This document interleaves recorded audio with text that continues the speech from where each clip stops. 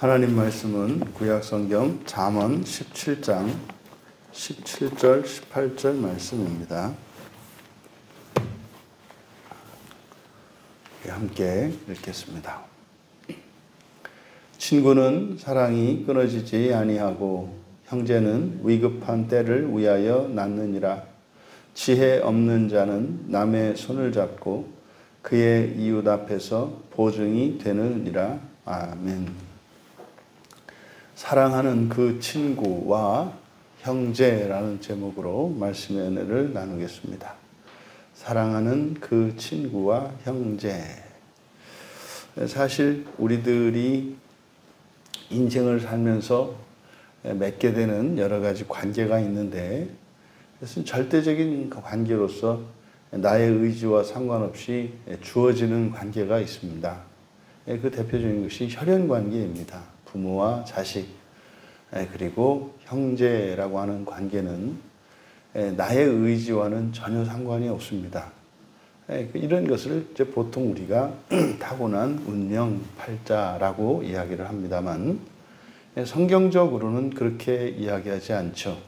그래서 하나님의 섭리 안에 이루어진 것이다. 하나님의 주권 안에서 이루어진 것이다. 그래서 그런 관계는 절대적 관계입니다. 그래서 우리에게 절대적인 관계는 이 혈연 관계로 맺어지는 가족 관계에서 시작이 됩니다만, 우리가 예수 그리스도를 믿음으로써 우리가 하나님의 가족 안에 편입이 되게 되죠. 그래서 절대적 관계가 이제 한 신앙을 가지고 있는 지체들과의 관계로 확장이 됩니다. 물론 이 영적인 가족인 신앙의 지체들, 이런 지체들과의 관계에는 나의 의지가 포함이 됩니다. 나의 의지에 의한 선택이 있어야 하고, 또한 그 관계를 유지하기 위한 나의 노력과 열심이 분명히 있어야 합니다. 그러니까 절대적 관계라 하더라도 우리의 의지와 그 열심이 그 관계를 유지하기 위해서는 또한 절대적으로 필요합니다. 이와 같이 이게 가족 관계와 신앙 안에서 영적인 가족으로 맺어지는 이 교회 안에서 또한 신앙 안에서의 이 관계, 이것이 이제 절대적 관계입니다.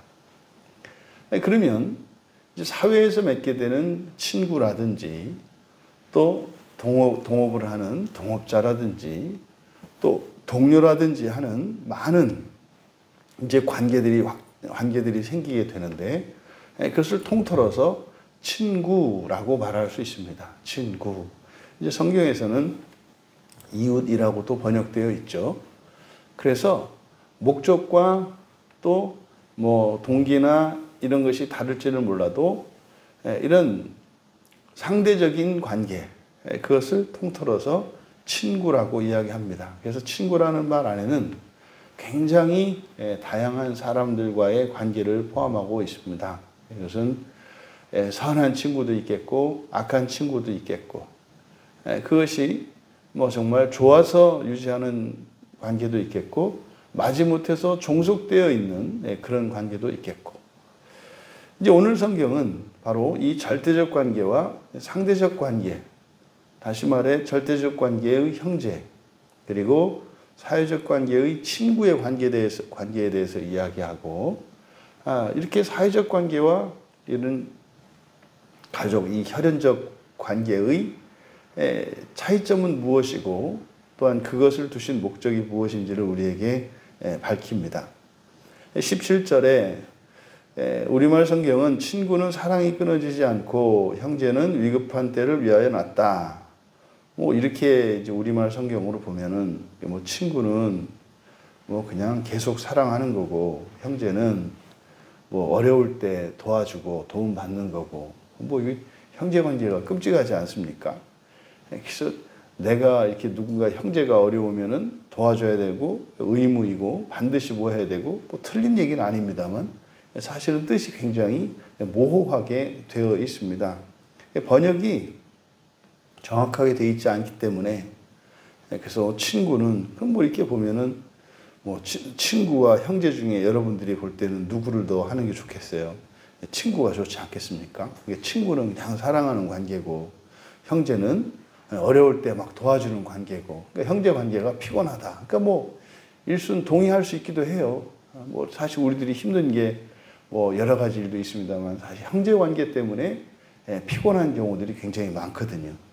하지만 원문의 뜻은 그런 것이 아닙니다. 여기서 먼저 끊어지지 아니하고 라고 이렇게 번역을 했는데, 끊어지지 아니하고 이 말은 모든 때에입니다. 모든 때에. 그래서 17절은 그렇게 시작을 해요. 모든 때에, 그러니까 언제나죠. 모든 때에. 친구는 사랑이 이렇게 되어 있습니다만, 사랑, 아헤부 사랑하다라고 하는 이 동사가 이제 분사형으로 쓰이고 있기 때문에 이렇게 사랑하는이에요. 그래서 사랑하는 친구인데 친구 앞에 정관사가 붙어서 그 친구예요. 그러니까 모든 때에 사랑하는 그 친구와, 그러니까 지금 여기서는 친구와 사랑하는 그 친구를 구별하고 있다 이 말이에요. 그러니까 친구라고 해서 다 똑같은 친구가 아니라 특별한 친구, 그 친구에 대해서 말하고 있는 거예요. 그럼 그 친구는 어떤 친구예요? 사랑하는 그 친구입니다.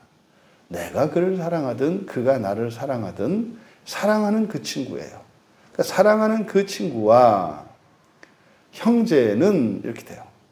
형제는 환난을 위하여 태어난 것이다. 그러면 여기서 지금 17절에서는요. 사랑하는 그 친구와 형제를 동일하게 놓고 있어요. 동격으로 놓고 있다고요. 그러니까 형제가 바로 이 절대적 관계에 의해서 운명 지어집니다만, 그것은 혈연적으로 태어났기 때문에 형제가 형제되는 것이 아니라 형제됨에나 또 형제됨에도 뭐가 필요하다는 겁니까? 사랑하는 것이 필요하다는 거예요.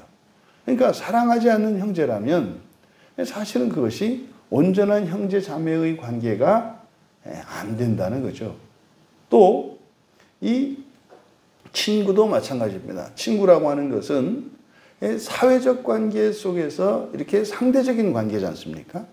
상대적인 관계고 이것은 내가 선택할 수 있다 이 말이에요. 친구도. 그런데 내가 어떤 사람을 친구로 선택했고 또 그 사람을 사랑한다면 그러면 사랑하는 그 친구가 되잖아요. 그 친구는 사회적 관계고 상대적 관계인데 뭐가 된다는 거예요? 절대적 관계가 된다는 거예요. 그러면 절대적 관계인 형제도 사랑하지 않는다면 사회적 관계와 같이 될 것이고 사회적 관계인 친구도 사랑한다면 형제와 같이 절대적인 관계가 된다는 거죠. 그러면 우리가 이런 절대적 관계를 맺고 절대적 관계를 유지하는 핵심이 사랑하는 것인데 그 사랑하는 것은 나의 이익을 위한 것이 아니라 서로의 환난을 위한 것이라고 이야기하는 거예요. 우리들의 인간관계가 이 절대적인 관계와 절대적 관계와 상대적 관계로 구분해서 보았을 때 과연 나의 인간관계는 어떤 관계를 유지하며 살고 있는가? 또 나에게 절대적 관계를 맺고 있는 사람들은 누구인가? 만약에 우리에게 이런 절대적 관계를 맺고 있지 않은 형제나 친구가 없다면 참 외롭고 쓸쓸할 것입니다. 그런데 다른 한편으로는 우리가 다른 어떤 사람들과 이런 절대적 관계이든 상대적 관계이든 다시 말해서 혈연적으로나 사회적으로 이렇게 관계를 맺는 것은 각 개인의 특성이 있고 처해 있는 상황이 다릅니다. 그래서 상황적으로나 또한 인격적으로나 사람을 친구로 맺기 어려운 경우들이 있어요. 그러니까 친구가 없는 그것이 본인의 문제이기 때문에 본인에게 어떤 책임이 있다. 이렇게 떠넘길 수만은 없다 이 말이에요. 우리들이 마음기경을 공부하면서 느끼는 것이 뭡니까? 참 사람이 어렵다는 거예요. 나도 나 자신을 알기가 참 어렵다는 거예요. 나의 나됨과 나 되지 않은 것이 나 된 것 같은 이 두 가지가 내 속에 섞여 있어서 사실은 어떤 것이 내가 진정으로 원하는 것이고 또 어떤 것이 나에게 선한 것인지 악한 것인지조차 사실은 혼란스러울 때가 많거든요. 그러니 나 자신 속에서도 나 자신과도 이런 절대적이고 확실하지 못한, 절대적이지도 않고 확실하지도 않은 그런 정체성을 가지고 있는 우리가 누구와 이렇게 사랑하는 절대적인 관계로 맺는다는 것은, 이것은 사실 관계는 절대적 관계입니다만 그 관계는 상대적이기도 하고 절대적이기도 하고 오락가락 하는 거죠. 그런데 말입니다. 하나님은 누구라도 언제라도 절대적 관계를 맺어주십니다. 그러니까 우리가 하나님 앞에 나아가기만 한다면 하나님은 우리를 절대적 관계로 맺어주시는데, 우리는 인간관계 속에서는 상대적이지 않습니까? 내가 일방적으로 다른 사람을 도와주고 헌신하고 할 수 있겠습니다마는 한계가 있습니다. 한계가 있어요. 한 번, 두 번, 세 번, 또 이 정도 저 정도 하는 한계가 반드시 있습니다. 그래서 사실은 일방적으로 내가 누군가에게 짐이 되기만 하는 관계도 있고, 반대로 다른 누군가가 나에게 짐이 되는 경우도 있을 것입니다. 그래서 사실은 사랑하는 사람들이 이 관계를 유지하기 위해서 버티고 있어요. 사실은 백척간두의 상황이에요. 한순간이라도 힘을 빼고 무너지면 그동안 맺어왔던 그런 절대적 관계도 여지없이 무너져 버릴 수 있는 것이 인간관계입니다. 그러니까 절대적 관계든 상대적 관계든 사실은 항상 위기 상황이죠.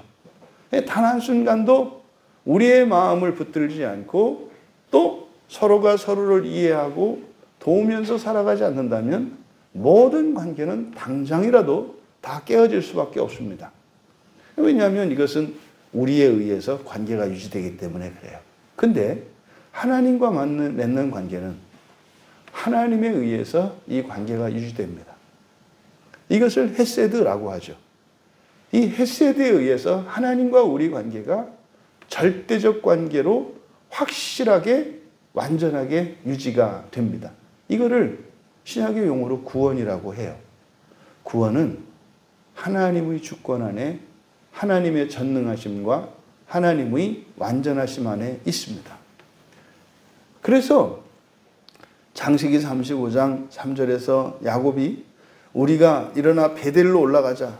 내 환난 날에 내게 응답하시며 내가 가는 길에서 나와 함께 하신 하나님께 내가 거기서 제단을 쌓으려 하노라 하매. 여러분, 제단을 쌓는 것, 우리들이 하나님께 예배하는 이것은 어떤 의미에서는 하나님과 친구 삼는 것입니다. 하나님과 친구 삼는 이 행위는, 이것은 하나님과 절대적 관계로 들어가는 것인데, 이것은 우리에 의해서 그 관계가 좌지우지되지 않아요. 예수 그리스도를 믿고 세례를 받고 하나님께 예배하는 예배자가 되었다면, 단 한 번이라도 그 예배를 드렸다면 그 예배는 하나님과의 절대적 관계의 시작입니다. 그런데 이 절대적 관계는 결단코 끊어지지 않는다는 것이죠.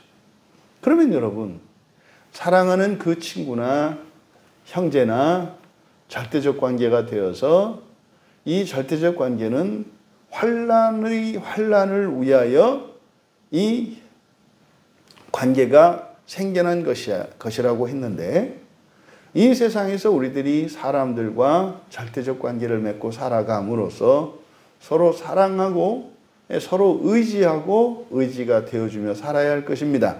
그런데 인간관계 자체가, 관계는 절대적이지만 우리들이 상대적인 존재이기 때문에 그것은 절대적일 수 없다. 그래서 우리의 이런 절대성의 근거는 하나님께 있다는 사실입니다. 그래서 무엇보다 우리는 완전하시고 절대적인 하나님과 친구를 맺고 아버지와 자녀가 되어 이 절대적 관계를 맺을 때, 이것이 사실은 모든 인간관계의 시작이 되는 겁니다. 상대적 관계든 절대적 관계든 그것의 기초와 그것의 보장은 바로 하나님과의 관계에 있음을 우리가 기억해야 할 것입니다. 18절에 지혜 없는 자는 남의 손을 잡고 그의 이웃 앞에서 보증이 되느니라. 여기는 먼저 지혜 없는 자 이렇게 되어 있습니다만 지혜라고 번역한 것은 레부, 마음입니다. 마음이고요. 없는, 하세르, 이건 이제 없는 또는 뭐 결핍 이런 거죠. 그리고 자라고 되어 있는데 이것은 사람입니다. 그러니까 그대로 직역하면 결핍 있는 마음의 사람 이렇게 됩니다. 결핍 있는 마음의 사람. 그러니까 뭐 하자 있는 마음을 가진 사람 이런 뜻이죠. 그래서 여기서 지금 결핍 있는 마음의 사람이라고 언급하는 이유는 바로 17절에서 친구와 형제라고 하는 절대적 관계와 사회적 관계를 맺고 있는 그 주체가 어떻다? 하자가 있다라는 뜻입니다. 그러니 절대적인 것을 주어도 그것을 절대적인 것으로 받아들일 수가 없어요. 하나님의 무한하시고 완전한 그리고 영원한 사랑을 우리에게 주셔도 우리는 그 사랑을 그저 이 소주잔만한 우리의 마음으로 받을 뿐이에요. 그러니까 하나님의 사랑이 아무리 무한해도 우리들이 느끼고 우리들이 확신할 수 있는 것은 내 마음 그릇에 담긴 그 분량만큼이에요. 그러니까 하나님과 우리 사이에는 무한한 차이가 있습니다. 예수 그리스도를 우리가 참빛이라고 해요. 그러니까 이 세상에서 이 빛이라고 하는 것은 하나님의 비견되는 것으로 우리에게 설명해 주거든요. 근데 이 빛에 대한 어떤 그 과학적 상식을 알면 성경 말씀이 야, 이런 걸 다 알고 얘기하셨나? 이렇게 느끼게 되는데 빛이 사실은 빛이라는 게 뭡니까? 그게 이제 뭐 물질이다, 파장이다, 파동이다, 또는 뭐 이렇게 여러 가지 이제 이야기를 합니다. 그래서 빛에 대해서 지금은 상당한 연구가 진전이 되어 있잖아요. 근데 이 빛에 있어서 가장 중요한 속성은 빠르게요. 빠르게 속도. 그러니까 이 빛은 속도가 관건입니다. 그래서 사실 모든 물체를 이 빛의 속도로 던지면 그냥 빛이 돼버려요. 모든 것이 빛의 속도로 던지면 그 물질이 쇠가 됐던 물이 됐던 뭐 나무가 됐던 그게 빛이 되어버립니다. 그러면 요 빛의 속도가 초당 뭐 한 30만 킬로래요. 그거를 계산해 보면 정말 아무래도 좀 신기해요. 그거를 막 이렇게 저렇게 옛날부터 쭉 계산을 해가지고 빛의 속도를 이제 알아냈어요. 그게 이제 1초에 한 30만 킬로랍니다. 근데요, 신기한 것은 보통 우리가 속도라는 게 상대적이잖아요. 이게 무슨 말이냐면 이게 내가 가만히 버스 정류장에 서 있는데 택시가 지나가면은 엄청 빠르지 않습니까? 근데 내가 차를 타고 그 택시와 나란히 가면 그 택시의 그 빠르기가 그 택시의 속도가 내가 달리는 차의 속도를 뺀 만큼만 빠르잖아요. 그러니까 둘이 똑같이 시속 60km로 가면 상대방의 그 차의 속도가 안 느껴지잖아요. 같으면 이렇게. 그죠? 근데 이제 멈추면 60km 차이 나지 않습니까? 그러니까 내가 얼마만큼 이동하고 있느냐에 따라서 다른 물체가 이동하는 그 속도 값이 달라진다 이 말이에요. 근데 빛은 안 그렇대요. 빛은요, 만약에 내가 이렇게 서서 예를 들어서 빛이 이렇게 지나가는 빛 지나갈 때의 속도가 초속 30만 킬로라고 했잖아요. 근데 내가 빛의 속도로 달려. 내가 뭐 이건 뭐 사실은 불가능한 겁니다만 빛의 속도로 달려. 그런데도 그 빛은 나보다 30만 킬로, 초속 30만 킬로가 빠르대요. 요게 절대성이에요.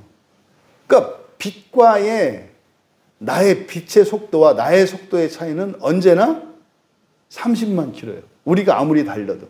이게 하나님의 은혜와 하나님의 헤세드를 나타내는 아주 탁월한 그 유비가 될 수 있는 게 빛이더라고요. 그러니까 하나님에 의해서 모든 것이 완벽해진다라고 할 때는 내 빠르기가 얼마만큼 되느냐에 따라서 이게 결정이 되는 게 아니라 뭐예요? 그냥 내가 빛이 되는 순간, 절대적인 존재가 되는데, 그러함에도 불구하고 하나님과 나 사이에는 또 절대적인 차이가 있어요. 그러니까 이게 말이 안 되는 건데 그렇대요. 그러니까 하나님의 자녀가 되어서 우리가 부활하여 신이 됩니다. 그때도 하나님과 우리 사이는 초속 30만 킬로의 차이가 있다. 그러니까 참빛이신 예수 그리스도는 우리로 하여금 빛되게 하셨어요. 그 우리가 완전한 빛이 되었다 할지라도 참빛이신 예수 그리스도와 우리 사이는 무한한 절대적 차이가 있어요. 근데요, 또 같은 빛이에요. 그러니까 사람이라고 하는 존재가 지금 18절에서는 소망이 없는 존재, 불완전한 존재, 상대적인 존재다. 그래서 결핍 있는 마음의 사람이다. 이렇게 얘기를 한단 말이에요. 그럼 이제 이것은 바로 17절과 연결했을 때 사회적 관계나 절대적 관계가 있다 할지라도 모든 관계는 언제나 뭐하다? 불안하고 불완전하다라는 뜻이에요. 그러면 이렇게 결핍 있는 마음의 사람은 어떻게 하느냐? 지금 여기는 남의 손이라고 되어 있는데 그냥 손입니다. 손바닥이에요. 손바닥. 가푸거든요. 가푸. 그냥 손바닥입니다. 그 다음에 잡다라고 번역을 한 단어가 타카인데, 타카는 잡는 것이 아니라 치는 겁니다. 그러니까 남의 손을 잡고 라고 번역되어 있는데 그게 아니라 그냥 손뼉을 치는 겁니다. 손뼉을 치면서, 그러니까 결핍 있는 마음의 사람은 손뼉을 치면서 그의 이웃이라고 번역된 것이 레아예요. 17절의 친구와 같은 단어입니다. 그러니까 이것은 18절과 17절은 서로 연결되어 있는 것이기 때문에 이웃을 친구라고 바꿔야 해요. 친구입니다. 그의 친구. 그 다음에 앞에서라고 번역한 요 파님. 요 파님이 얼굴이거든요. 그러니까 이 파님이 방향, 앞쪽을 나타내기도 해요. 그런데 여기는 전치사와 함께 쓰여서 정확하게 얼굴을 위하여입니다. 얼굴을 위하여. 그래서 그대로 직역을 하면 그의 친구의 얼굴을 위하여 이렇게 돼요. 그의 친구의 얼굴을 위하여. 결핍 있는 마음의 사람은 손뼉을 치면서 그의 친구의 얼굴을 위하여 담보를 보증한다. 여기서 지금 보증이 되느니라 라고 이제 번역이 되어 있는데요. 보증, 이게 아룻바거든요. 아룻바. 보증 또는 담보, 담보물. 그 다음에 되느니라, 아라브. 아룻바의 동사형이에요. 아라브. 보증하다 또는 교환하다. 담보물을 담보하다. 이런 뜻이거든요. 그러니까 이런 것을 동종 목적어라고 하지 않습니까? 예, 책상에서 막 뭐 이렇게 글을 쓰고 있어. 뭐 하고 있어? 그냥 쓰고 있어. 쓰고 있다라고 하는 것은 글을이라는 말을 생략한 거잖아요. 예, 뭐 액체를 뭐해? 마시고 있어. 그럼 마시고 있다라고 하는 것은 어떤 액체를 마시고 있다는 거잖아요. 그러니까 이런 경우에 목적어를 생략하더라도 동사 자체가 목적어의 의미를 나타내는, 그러니까 동종 목적어를 취하는 동사들이 있단 말이에요. 그러니까 대부분 이건 생략을 하죠. 그런데 그럴 때는요, 만약에 썼을 때는 강조하기 위한 거예요. 강조하기 위한 거. 여기가 지금 보증이 되느니라 이렇게 번역을 했습니다만, 그래서 지금 저자의 의도를 나타내기 위해서 담보를 보증한다. 강조하는 것을 좀 나타내야 돼요. 그의 친구의 얼굴을 위하여 담보를 보증한다. 그러니까 이것은 확실하고 절대적인 보증을 의미하는 거예요. 그러니까 지금 18절에 있는 얘기, 결핍 있는 마음의 사람은 손뼉을 치면서 그의 친구의 얼굴을 위하여 담보를 보증한다. 그러니까 여기서 결핍 있는 마음의 사람은 모든 사람이에요. 특별히 뭐 다른 사람보다 모자란 사람, 뭐 이 결핍 있는 마음을 가지지 않는 사람이 없다고요. 모두 다 마음의 결핍이 있다고요. 모든 사람이에요. 그래서 손뼉을 치면서, 손뼉을 친다는 게 뭡니까? 아주 기뻐하고 좋아한다라는 거죠. 기뻐하고 좋아하면서. 예, 바로 강조했잖아요. 담보를 보증한다. 이게 담보를 보증한다는 게 뭔지 아시잖아요. 그죠? 예, 다른 사람의 어떤 모든 잘못과 책임을 자신이 지겠다라고 하는 거거든요. 그런데 그걸 아주 즐거워한대요. 아, 여기까지는 좋아요. 왜? 사랑하는 그 친구고 형제니까 환난을 만났을 때, 예, 그리고 이런 환난이 있을 때 그렇게 보증한다면 아, 좋다 이 말이에요. 그런데 무엇을 위해서 보증하느냐? 그의 친구의 얼굴을 위하여예요. 얼굴을 위한다라고 하는 것은 뭡니까? 체면과 명목을 위한 거예요. 이건 실제적인 것이 아닙니다. 그러니까 바로 결핍 있는 마음 사람, 세상 사람 모두를 뜻하는데, 사랑하는 그 친구나 형제가 절대적 관계를 맺어서 환난을 위해서 만들었는데, 그 환난이 아니라 사람들은 무엇을 위해서? 쓸데없는 것들을 위해서 쓸데없는 보증을 쓸데없이 확실하게 절대적으로 쓴다 이 말이에요. 여러분, 그래서 우리에게는 소망이 없어요. 정말 절대적으로 우리가 올인을 해야 될 때는 하지 않고, 하지 않아도 되는 쓸데없는 이런 명목과 명분을 위하여 그것을 확실하고 절대적으로 지키려고 하는 것이 죄 있고 어리석은 마음의 결핍이 있는 사람의 속성이라는 것을 가르쳐 줍니다. 여러분, 우리에게는 이런저런 실수가 있을 수밖에 없고, 예기치 않았던 인생의 불행과 또한 인간관계 속에서 아픔과 손해를 경험하지 않을 수가 없어요. 그런 의미에서 보면은 세상의 모든 사람들은 절대적 관계든 상대적 관계든 때문에 날마다 상처 있고 해를 입고 더럽혀지며 살아갑니다. 그런데 그것은 누구의 책임도 아니다. 인간의 실존이 그러하기 때문에 이것은 숙명과 같은 것이다. 그래서 그리스도께서 이 땅에 오신 것입니다.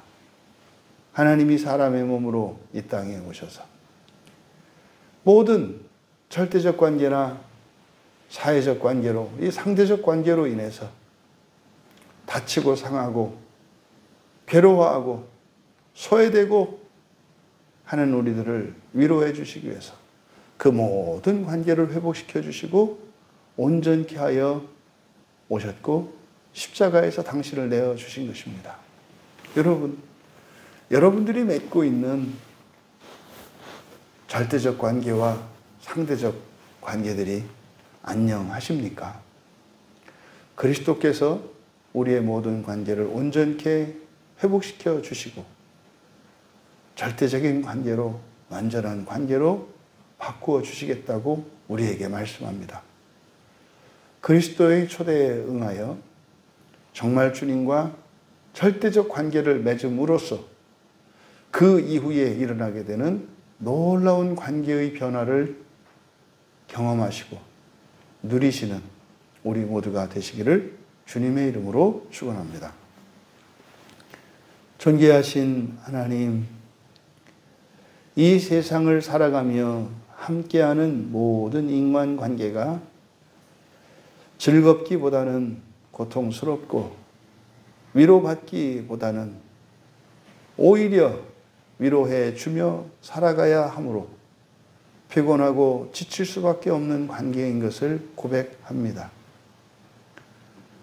하나님이 사람이 되어 이 땅에 오셔서 저희들의 피곤한 이 모든 관계를 사랑의 관계로 참으로 행복하고 기쁜 관계로 바꾸어 주실 수 있는 것을 믿습니다.